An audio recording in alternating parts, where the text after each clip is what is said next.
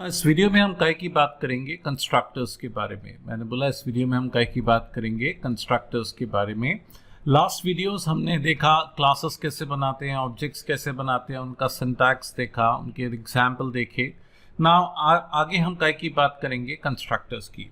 तो भाई मैंने बताया था classes user defined data types बनाती हैं। मैंने क्या बताया था? Classes are used to create user defined और custom data types, whereas constructors are used for initialization of user-defined data types in multiple forms या in various forms। तो भाई मैं constructor के बारे में क्या बोलूंगा? Constructors are used for initialization of user-defined data types in various forms। भाई class data type बनाती है, constructor data type को initialize करता है। एक क्लास के अंदर बहुत सारे कंस्ट्रक्टर्स हो सकते हैं डेटा को अलग अलग तरीके से इनिशियलाइज करने के लिए।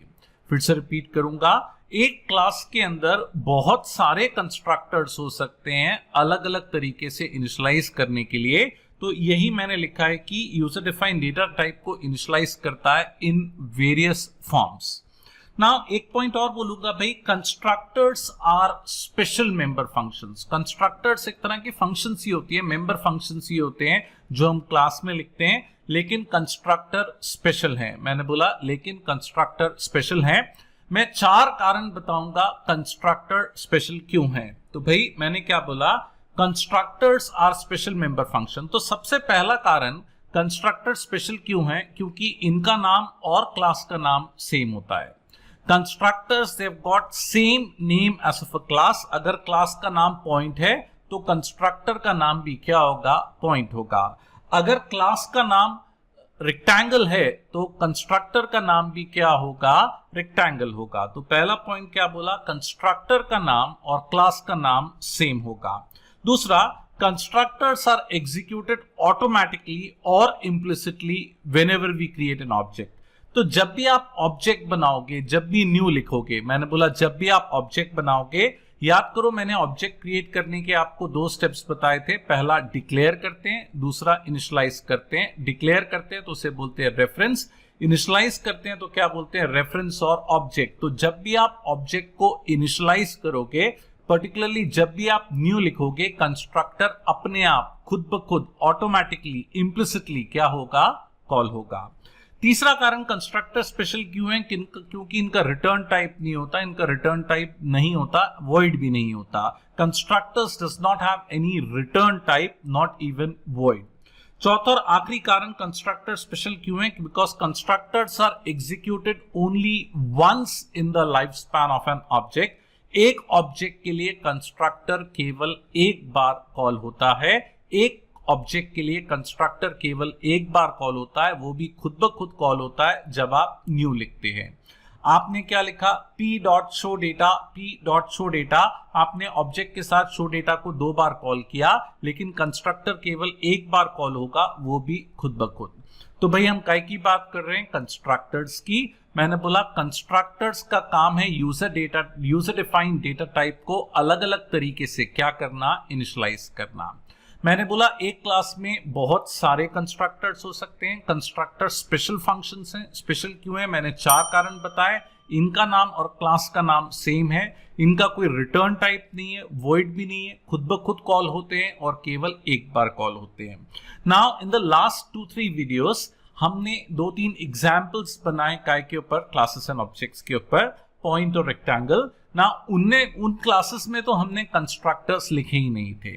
तो जावा बोलता है भाई अगर आप कंस्ट्रक्टर नहीं लिखते, अगर आप कंस्ट्रक्टर नहीं लिखते तो जावा एक डिफॉल्ट कंस्ट्रक्टर ऐड कर देता है। फिर से रिपीट करूंगा, अगर आप कंस्ट्रक्टर नहीं लिखते तब जावा एक डिफॉल्ट कंस्ट्रक्टर लिख देता है जो न्यूमेरिक्स में 0 डालता है। न्यूमेरिक्स बोले तो byte, short, int, long, float, double, इन सब की डिफॉल्ट वैल्यू क्या होगी? 0। तो न्यूमेरिक्स में क्या आता है? 0 आता है। बुलियन में क्या आता है? फॉल्स आता है। कैरेक्टर में स्पेस और रेफरेंस में नल।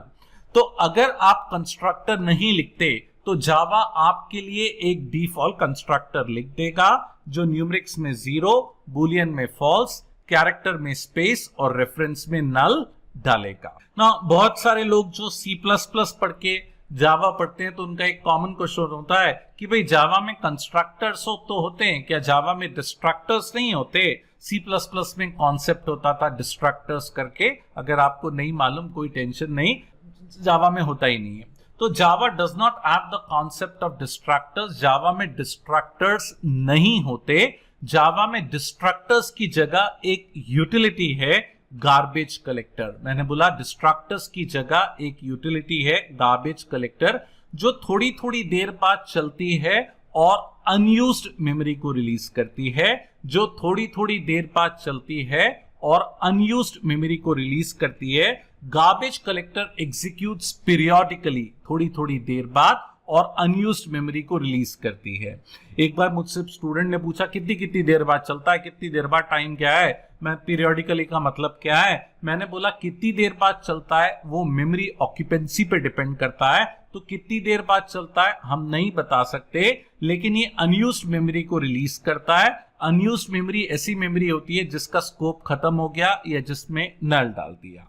हाँ भाई, अगर आपको अपने कोई स्टेटमेंट्स गार्बेज कलेक्टर के साथ चलाने हैं तो आप इस मेथड को ओवरराइड कर सकते हो, protected void finalize. So whenever garbage collector executes, this method is automatically called। जब जब garbage collector चलता है ये फंक्शन अपने आप कॉल होता है।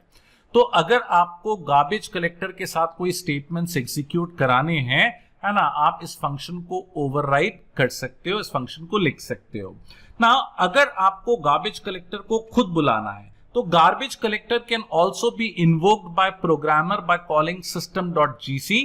आप ये फंक्शन लिख के system.gc करके स्टैटिक फंक्शन को कॉल करके, स्टैटिक कमिंग वीडियोस में आने वाला है, तो भाई आप गार्बेज कलेक्टर को खुद भी बुला सकते हो। तो मैं 2 पॉइंट बोलूंगा, अपने आप तो चलता है, कितनी देर बाद ये नहीं बता सकते, मेमोरी ऑक्यूपेंसी पे डिपेंड करता है, लेकिन आप चाहो तो आप भी गार्बेज कलेक्टर को कॉल कर सकते हो, क्या लिख के? system.gc लिख के।